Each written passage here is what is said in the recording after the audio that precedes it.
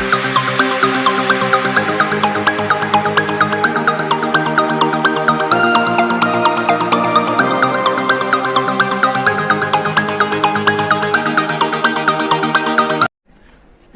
मी प्रीती थारकर. 2014 मध्ये मी मंत्रालयात जॉईन झाले. आज आपण या विषयावरती मी बोलणार आहे की MPSC करताना कोणत्या कोणत्या गोष्टी आपण यावर जास्त लक्ष द्यायला पाहिजे किंवा कोणत्या गोष्टी अवॉइड करायला पाहिजे यावर माझं थोडक्यात मत मांडण्याचा प्रयत्न करते. प्रत्येक विद्यार्थ्याला प्रत्येकाचं मत हे आवडेलच किंवा त्याला ते पटेलच असं नाही, कारण हीच गोष्ट माझ्याही बाबतीत घडली ती इतरांच्याही बाबतीत ते लागू होणारच आहे. कारण मलाही प्रत्येकाच्या प्रत्येक गोष्टी नाही पटल्या, तशाच प्रत्येकाचं मत. तर माझ्या या छोट्याशा व्हिडिओमधलं ज्यांना जे आवडेल किंवा ज्यांना जे पटेल त्यांनी ते घ्यावं असं माझी मनापासून इच्छा. ज्यांना जे आवडत नाही त्यांनी ते अवॉइड करावं, हे पण चांगल्या प्रकारचं एक मत आहे माझं. तर आज आपण असं माझी सुरुवात मी इथून करते की आपण जेव्हा स्पर्धा परीक्षेत उतरतो किंवा MPSC करण्याकडे क्लास वगैरे जॉईन करतो तेव्हा आपलं बऱ्याच वेळा आपण असं करतो की बऱ्याच लोकांचा संघर्ष गाथा आपण त्या ऐकलेल्या असतात की मी हे असं केलंय, मी ते तसं केलंय वगैरे वगैरे. खूप सारे माझ्या आयुष्यात मी खूप संघर्ष करून हे यश मिळवलेलं आहे, हे आपण खूप ऐकलेलं असतंच. प्रत्येकाच्या लाईफमध्ये हा संघर्ष आहेच. आयत्या बिळावर आपण नाही आपल्याला भेटू शकत, बेरी हरिपलंगावर असं प्रत्येकाला किंवा कोणालाच जवळपास होत नाही की मी आता अभ्यासाला सुरुवात केली आहे आणि यश लगेच माझ्या हा पदरात पडलंय, असं कोणाच्याच बाबतीत होत नाही. जोपर्यंत तुम्ही संघर्ष करत नाही, जोपर्यंत तुम्ही अभ्यास करत नाही, तोपर्यंत MPSC मध्ये सक्सेस मिळणं तेवढंच कठीण आहे. त्यामुळे काय आहे की प्रत्येकाची संघर्षगाथा ही वेगळीच असते. त्याच्यावरून आपण इन्स्पायर फक्त हे व्हावं की तो करू शकतोय ना खडतर प्रवास, तर आपणही करू शकतो. ही एकच मुद्दा घेण्यासारखा प्रत्येकाच्या ह्याच्यातला असतो. नाहीतर संघर्षगाथा भरपूर आहेत, पण त्यातलं घेण्यासारखं काय आहे हे आपलं आपण ठरवायचंय. कोणी कोणी काय सांगतंय, कोणी कोणाचं मत कसं व्यक्त करतंय त्यावर नका जाऊ असं माझं मत. तर दुसरा अजून असा मुद्दा की कुणी कसा अभ्यास केलाय त्यापेक्षा कुणी काय काय आणि कोणत्या पद्धतीनं अभ्यास केलाय हे फक्त समजून घेऊन आपल्या पद्धतीनं त्याचा वेगळा एक साचा तयार करून त्यात तो घालणे हे जास्त महत्वाचं आहे. एक व्यक्ती आहे समजा, त्या व्यक्तीने एक पुस्तक घेतलंय, पुस्तकातून तो वाचतोय, त्याने ते पाठ केलंय. इव्हन बरेच होतात असे नाहीये, असं नाहीये की प्रत्येकाचं एक वेगवेगळं असतं अभ्यास करण्याचं स्किल किंवा पद्धत वेगवेगळी असते, त्यानुसार तो व्यक्ती अभ्यास करतो. तर एखाद्या व्यक्तीने एक पुस्तक घेतलं किंवा एक मुद्दा घेतलाय, तो पूर्ण पाठ केलाय, तर आपणही तेच करायला हवं अशातला भाग नाहीये. आपल्या पद्धत काय आहे, आपली मेथड आपल्यानुसार किंवा आपल्या सोयीनुसार आपण जर हे केली, डेव्हलप केली, तर ती जास्त महत्वाची ठरते. कसा अभ्यास करावा ते जास्त इम्पॉर्टंट असतं. त्यामुळे ना प्रत्येक गोष्ट आपल्या कॅपॅसिटीनुसार चेंज करावी किंवा ती वेगळी करावी असं माझं मत. किंवा आणखी एक त्यात थोडासा बदल असा करावा असं वाटतोय मला की तुम्ही एक अभ्यासाची पद्धत ठरवली आहे, तर ती पद्धत तुमची स्वतःची ठेवा. किंवा एक सगळे विद्यार्थी एका लाईननं जातायत, तर तुम्ही त्याच लाईननं गेलेच पाहिजेत अशातला काहीच भाग नाहीये. तुम्ही काहीतरी वेगळं करा. किंवा एक म्हणजे छोटंसं उदाहरण देते, करंट अफेअर. आपल्या क्लासमध्ये करंट अफेअर खूपच छान घेतलं जातं. खारोडे सरांच्या, मी तरी मानते की महाराष्ट्रात तरी म्हणजे खारोडे सरांना करंट अफेअरला चॅलेंज करणारं, मॅथ्सला चॅलेंज करणारं, सायन्सला चॅलेंज करणारं कुणीच नाहीये. त्याच्यामुळे मॅथ्स, करंट अफेअर्स आणि सायन्स या सब्जेक्टसाठी तुम्हाला इतर कोणती पुस्तकं किंवा इतर कोणती प्रकाशनं यूज करायची, क्लासमध्ये जर तुम्ही रेग्युलर उपस्थित असाल तर तुम्हाला दुसरं काही यूज करण्याची काही गरज पडणार नाही असं माझं तरी मत. कारण सर जे आहेत ते करंट अफेअर्स, मॅथ्स आणि सायन्स म्हणजे बाप आहेत, म्हणजे विषयच नाहीये की दुसऱ्या कोणतं तुम्ही काही यूज कराल.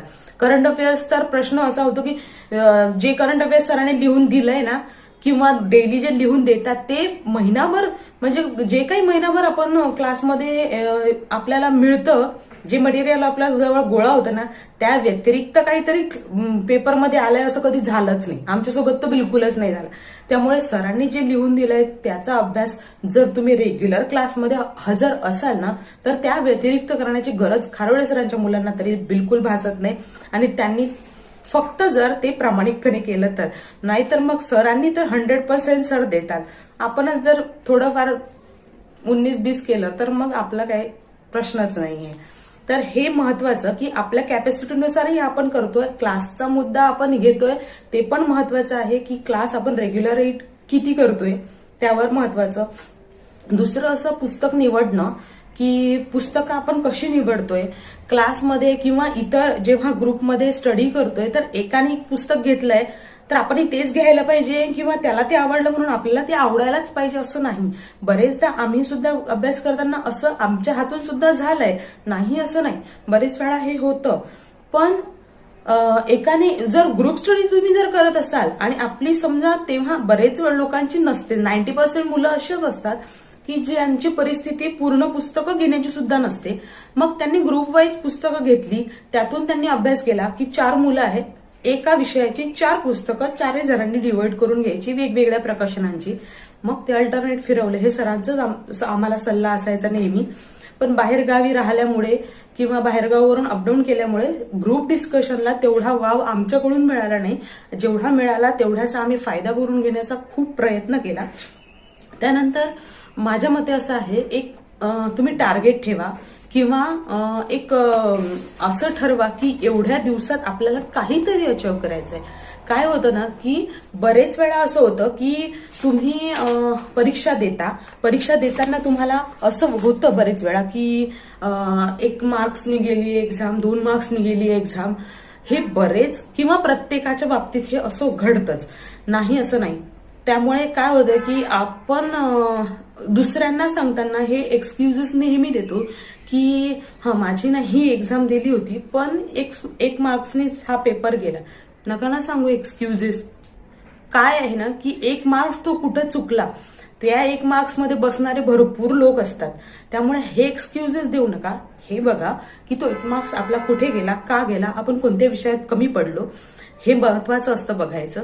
आणि ते बघितल्यानंतर आणखी एक महत्वाचा मुद्दा यावरून आठवला मला की विषय जेव्हा आपण ठरवतो ना, म्हणजे एक मत असं आहे की आपण सगळ्या विषयांचा आपण अभ्यास करतोच, प्रश्नच नाही. पण एक महत्वाचा मुद्दा असा इथे उठतो की जर तुम्ही 2-3 विषय असे ठरवलेत की ज्याच्यामध्ये तुम्ही तुमचं 100% दिलंय की याच्यामध्ये प्रश्नच नाही, या विषयांचे प्रश्न विचारल्यानंतर माझं काही प्रश्न चुकणारच नाही, असे काहीतरी विषय ठरवा. किंवा तुम्हाला आवडेल ते किंवा ज्याच्यामध्ये तुम्ही खूप एक्सपर्ट आहात असे 2-3 विषय घेऊन जर तुम्ही चांगल्या प्रकारे अभ्यास केला की या विषयामधले प्रश्न माझे चुकूच शकत नाहीत, म्हणजे हा ओव्हर कॉन्फिडन्स ठेवू नका. पण तुम्हाला माहिती असतं आपली कॅपॅसिटी काय आहे, त्यानुसार अभ्यास करा. की समजा आता करंट अफेअर्स आहे, याच्यामधलं जे काय आहे ते क्लासमध्ये तिथलं तिथं जर तुम्ही ते लक्षात ठेवलं किंवा घरी जाईपर्यंत ते जर लक्षात ठेवण्याचा प्रयत्न केला ना, तर तुम्हाला पुन्हा करंट अफेअर्स करण्याची गरज पडत नाही. त्यानंतर न्यूजपेपर डेली वाचल्याने तुम्हाला एक्स्ट्रा करंट अफेअर्सला वेळ देण्याचा प्रश्न उरत नाही. त्यामुळे करंट अफेअर्स असा हे आहे, त्याच्यामध्ये स्कोरिंग सब्जेक्ट होतो. मॅथ्स असा विषय आहे की जो स्कोरिंग सब्जेक्ट आहे. इंग्लिश स्कोरिंग सब्जेक्ट आहे. पण प्रॉब्लेम काय आहे की आपण या सब्जेक्ट्सना थोडं घाबरतो. असं घाबरू नका, कारण मॅथ्स, इंग्लिश असे सायन्स असे सब्जेक्ट्स आहेत ना की ज्याच्यामध्ये एक वर्तुळ आखलेलं आहे, त्या वर्तुळाच्या बाहेरचं सहसा काही येत नाही. एक समजा नफा तोटाची गणितं आहेत, त्या नफा तोटाच्या गणितावर फिरवून ते नफा तोट्याचीच गणितं विचारतील. त्या व्यतिरिक्त वेगळं काही किंवा नफा तोटा एक गणित आणि दुसरं एक गणित मिक्स करून करता येत असेल, जर ते होत असेल तरच, त्याशिवाय ते करणार नाहीत. म्हणजे 2 गणितं एकत्र करून, पण ते दोन्ही गणितं आपल्या अभ्यासक्रमातलीच असतील, म्हणजे त्याचा अभ्यासक्रम आपल्याला ठरवून दिलेला आहे. तसंच करंट अफेअर्स असा सब्जेक्ट आहे की जो डेली आपल्याला अपडेट करावा लागतो आपल्याला. त्याच्यामुळे तो खूप वास्ट आहे. त्याच्यावरही आपल्या क्लासमधले तर प्रश्न नाहीये की आपल्या क्लासमध्ये डेली त्याच्यावरती रिव्हिजन होतेच. तर काही काही सब्जेक्ट्स आता जसा इतिहासामध्ये दरवर्षी काही अपडेट्स होतील किंवा सुधारित आवृत्त्या जरी निघाल्या तर ते चेंज होण्याचे प्रश्नच उरत नाही. इतिहास हा इतिहास आहे, तो ठरलेला आहे, झालेला आहे, तर म्हणूनच त्याला इतिहास म्हणतात. त्यामुळे तो विषय जो आहे तो एका वर्तुळात समाविष्ट आहे. आपल्याला तेवढंच करायचं आहे. 1857च्या उठावात काही चेंज होणार नाहीये. 10 वर्षानंतरही 1857चा उठाव तेवढाच राहणार आहे जेवढा आज आहे, कारण ते घडून गेलेलं आहे. भूगोल हा विषय असा आहे ना जो आपल्याला प्रॅक्टिकली सुद्धा करता येऊ शकतो जर आपण केलं तर. राजधान्या जर पाठ करायच्या म्हटल्या तर तुम्ही, म्हणजे एक उदाहरण देते, राजधान्या जरी पाठ करायच्या म्हटल्या ना तर एक मॅप घ्या, स्टेन्सिल घ्या, त्यावरती सगळे राज्य लिहा, ते कुठेतरी अशा ठिकाणी चिटकून ठेवा की तुम्हाला जाता येता ते दिसेल. त्यानंतर त्या राज्याच्या समोर त्याच्या राजधानी लिहून ठेवा. 100 वेळा जाता येता तुम्हाला दिसेल आणि तुम्ही ते पाठ कराल. नेहमी नेहमी नेहमी नेहमी डोळ्यासमोर येईल. त्याच्यामुळे तुमच्या ते इतकं लक्षात राहील की परीक्षेत जर प्रश्न आला की महाराष्ट्राची राजधानी कोणती, तर तुमच्या समोर मॅप येईल, मॅपच्या समोर महाराष्ट्र राज्य येईल, त्याच्यामधली मुंबई ही महाराष्ट्राची राजधानी हे आपल्याला ठळक डोळ्यासमोर तिथे व्हिज्युअलाइज होईल. त्यामुळे त्याचा इतका इफेक्ट चांगला होतो आणि पाठ करण्याची नेहमी नेहमी गरज पडत नाही की पुस्तक घ्यावं, हातात घ्यावं, पाठ करावं, याची गरज तुम्हाला पडत नाही, कारण ते डोळ्यांनी आपल्याला ज्ञान भेटलेलं असतं. त्यामुळे त्याचा खूप चांगला इफेक्ट, पॉझिटिव्ह इफेक्ट आपल्यावर झालेला असतो. त्यानंतर माझं मत तरी असं आहे की म्हणजे एक छोटंसं सल्ला की एखाद्या लायब्ररीत गेलो आपण, म्हणजे क्लासच्या किंवा इतर कोणत्याही लायब्ररीत जिथे इतर कादंबऱ्या सुद्धा असतात, तिथे जाऊन वाचत बसायची गरज नाहीये आपल्याला, कारण सध्या आपलं टार्गेट आहे स्पर्धा परीक्षा. त्याच्यामुळे माझं म्हणणं आहे ना, 15 मिनिटं तुम्ही बाहेर भटकल्यापेक्षा एखाद्या लायब्ररीत असं चक्कर मारावा की जेणेकरून तिथे जे 1000-2000 पुस्तकं ठेवलेले असतात ना, त्यातली एक रॅक निवडावी. त्या रॅकमधले सगळे पुस्तकं फक्त बाहेरून बघावी. समजा तिथे ठेवलेलं आहे एखादं पुस्तक, तर त्या पुस्तकाचं लेखक, त्या पुस्तकाचा लेखक असं जरी तुम्ही वाचत गेलात ना, तुम्हाला नेहमी हा प्रश्न आपल्याला येतोच की हे पुस्तक आहे, या पुस्तकाचा लेखक कोण आहे, किंवा हे लेखक आहेत, खालील 4 पैकी यांनी लिहिलेली पुस्तकं कोणती आहेत, हा प्रश्न आपल्याला असतो. त्यामुळे आपण पुस्तकं आणि लेखक हे नेहमी पाठ करतो. तर हे पाठ करण्याच्या गरज पडणार नाही जर आपण असं काहीतरी केलं. 15 मिनिटं जर दिले तर हरकत नाही. जे तुम्ही बाहेर आपण म्हणजे तुम्ही काय मी काय, जर 15 मिनिटं जर इकडचे तिकडचे आपण बाहेरचे काढले आणि लायब्ररीत हे घालवले, तुम्हाला एक ब्रेकही मिळेल आणि दुसरं म्हणजे आपल्याला त्याचा अभ्यासातच फायदाही होईल. त्याच्यामुळे त्याचा आपल्याला एक्स्ट्रा त्यासाठी वेळ देण्याची गरज पडणार नाही. हा झाला एक मुद्दा. आणि दुसरा अजून एक की त्या इतर कादंबऱ्यांमध्ये म्हणजे आता सध्या माझ्या वाचनात आली आहे ती रॉ नावाची रवी आमलेंची एक कादंबरी आहे की रॉ बद्दल आपल्याला रॉचा अभ्यास आपण करतोच स्पर्धा परीक्षामध्ये. तर रवी आमलेंनी काय केलेलं आहे ना, रॉ बद्दल भरपूर माहिती त्याच्यामध्ये लिहिलेली आहे, भरपूर म्हणजे जवळपास सगळीच. ते पुस्तक जर आपल्या वाचनात आलं ना, मी फक्त हे उदाहरण देतेय की पुस्तक जर आपल्या वाचनात आलं ना, तर रॉ बद्दल आपल्याला इतर म्हणजे जवळपास 90% आपले प्रश्न जे आहेत ते क्लिअर होण्याचा जवळपास संभव आहे. कारण त्याच्यामध्ये त्यांनी जवळपास त्याच्या स्थापनेपासून ते त्यांच्यामधले घडलेल्या कारवाया, त्यांची झालेली वेगवेगळी प्रकरणे म्हणजे त्यांनी जे सोडवलेले आहेत केसेस, त्याच्याबद्दल सुद्धा माहिती आहे. त्यांचे कोणते कोणते अध्यक्ष होऊन गेले स्थापनेपासून ते आजपर्यंत, त्याची सगळी माहिती त्या पुस्तकात आपल्याला मिळते. त्याच्यामुळे आपल्याला ना एक्स्ट्रा टॉपिक करायची गरज पडत नाही, एंटरटेनमेंटही होईल. म्हणजे एंटरटेनमेंट म्हटल्यापेक्षा एक आपल्या ज्ञानातच भर पडणार आहे. जे फालतू पुस्तक ते नाहीच आहे. त्यामुळे अशा जर आपल्याला वेळ मिळाला तर तुम्ही असं वाचू शकता की जेणेकरून आपल्याच नॉलेजमध्ये भर पडेल. एकदा तुम्ही अशी पुस्तकं वाचल्यानंतर तुम्हाला एक्स्ट्रा त्यासाठी वेळ देण्याचा गरज पडत नाही आणि 1-2 दिवसात किंवा 2-3 रोजचे एखादा तास जरी हे वाचलं ना एक टॉपिक त्याच्यामधला, तर तुम्ही असं म्हणजे अशी बरीचशी पुस्तकं आहेत की जे इतर आहेत म्हणजे आपल्या अभ्यासक्रमा व्यतिरिक्त आहेत, पण त्याचा फायदा आपल्याला अभ्यासक्रमातच होईल. त्यामुळे आपल्याला अशी पुस्तकं वाचणं जर वेळ मिळाला, जर शक्य झालं तर तसे करावी, असंही माझं एक मत आहे. त्यानंतर एक स्पर्धा परीक्षांमध्ये अजून एक असं होतंय आजकाल की जो तो विद्यार्थी स्पर्धा परीक्षेमध्ये इन्क्लूड होण्याचा किंवा त्या प्रवाहात येण्याचा प्रयत्न करतोय. आधी जसं होतं तसं आता राहिलेलं नाहीये. कारण स्पर्धा परीक्षा एक असं माध्यम आहे की ज्याच्यामध्ये शुअर एकदम खात्री असते की नोकरी ही हमखास लागणारच.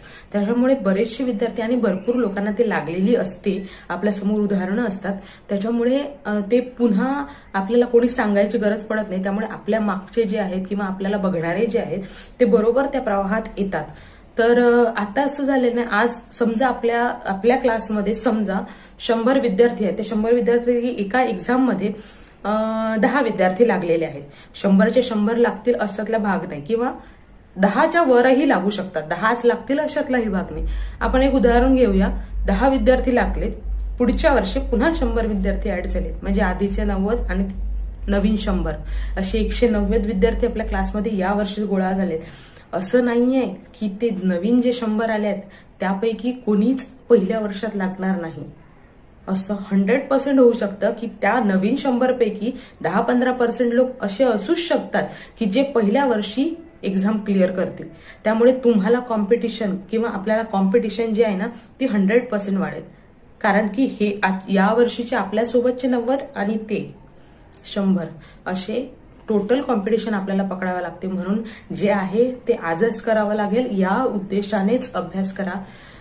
त्याच्यानंतर आपलं काय चुकलं ते महत्वाचं आहे. कुणी काय केलंय, कुणाचं किती संघर्ष झालाय, कुणाची याच्यामध्ये किती त्यांनी खस्ता खाल्लेले आहेत, त्याच्यापेक्षा आपण किती करतोय, आपली पद्धत काय आहे, त्याच्यासारखीच आपली पद्धत असावी हेही महत्वाचं नाहीये. त्याच्यामुळे आपली स्वतःची एक पद्धत ठेवा. करंट अफेअर्स लिहिताना किंवा आणखी कोणत्या विषयाचा अभ्यास करताना एक स्वतःच्या पद्धतीने नोट्स काढण्याचा प्रयत्न करा. नोट्सचा खूप उपयोग होतो. पेज खराब होतं पण आपल्याला लक्षात राहण्यासाठी खूप जास्त महत्वाच्या पडतात नोट्स. त्यामुळे त्या विषयाकडे लक्ष द्या. 1-2 विषय असे ठेवा की जेणेकरून त्या विषयांमध्ये आपला हात कोणी पकडायला नको.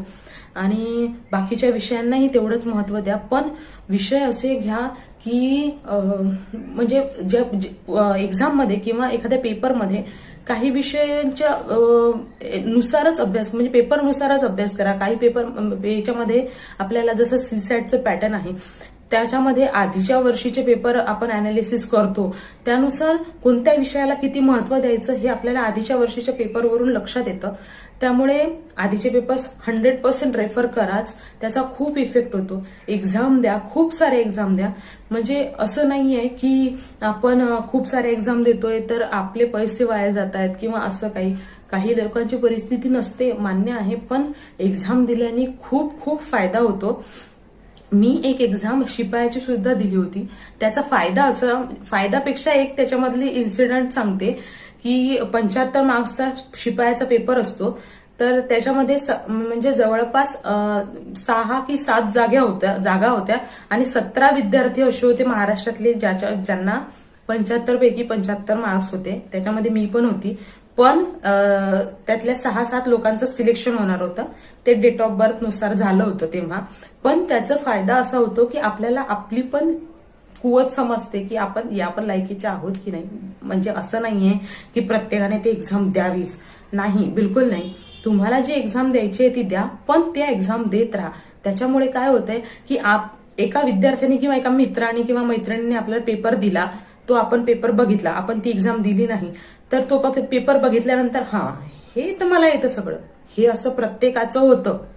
पण जेव्हा आपण परीक्षेच्या वातावरणात असतो तेव्हाचं वातावरण घरी आणलेल्या पेपरपेक्षा खूप वेगळं असतं. त्याचा फायदा आपल्याला खूप होतो तिथल्या वातावरणापेक्षा. त्यानंतर आन्सर की आपण चेक केल्यानंतर आपल्याला कळतं की आपलं किती चुकीचं आहे, किती बरोबर आहे, किती आपण टोले मारलेत, हे सगळं आपल्याला लक्षात येतं. त्यामुळे भरपूर पेपर द्या. त्याचा फायदा 100% होतोच होतो. त्या पेपर चुकवू नका. स्टाफ सिलेक्शनच्या एक्झाम्स मुलींसाठी फ्री असतात. त्याचा सुद्धा आपल्यासाठी फायदा करून घ्या. त्या एक्झाम द्या. त्याचा फायदा आपल्याला पेपर सोडवताना भरपूर वेळा होतो. एक म्हणजे पेपरचं वातावरण कळतं, विषय कळतात, प्रश्न कसे विचारले जातात ते कळतात आणि त्या वातावरणात आपण किती टेन्शनमध्ये असतो आणि त्या टेन्शनमध्ये पेपर कसा सोडवायचा हे सुद्धा आपल्याला सवय होते. त्याच्यामुळे आपल्याला मेन ज्या टार्गेटकडे आपण चाललोय त्याच्यामध्ये 100% फायदा होतो.